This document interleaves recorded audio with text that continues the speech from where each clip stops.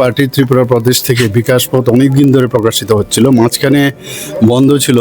তার যিনি এটার দেখতেন আমাদের সজল আচার্যজি, ওনাকে অনেকবার বললাম যে বিকাশ পথ মাঝখানে কেন বন্ধ হলো, এবং এতে করে আমরা ভারতীয় জনতা পার্টি সম্পর্কে আমরা জানতে পারি।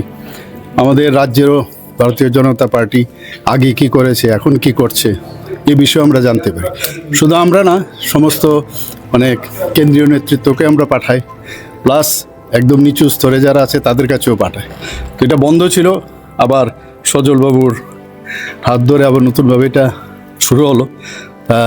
আমি এর যাত্রা আরও শুভ হোক সে কামনা করছি। এবং এখানে একটা জিনিস খুব সুন্দর লেখা, আজকে সবাই জানেন যে ভারতরত্ন অটল বিহারী বাজপেয়ীর জন্মদিবস, এবং সেই উপলক্ষে এটাকে সুশাসন দিবস হিসাবে আমরা বলি।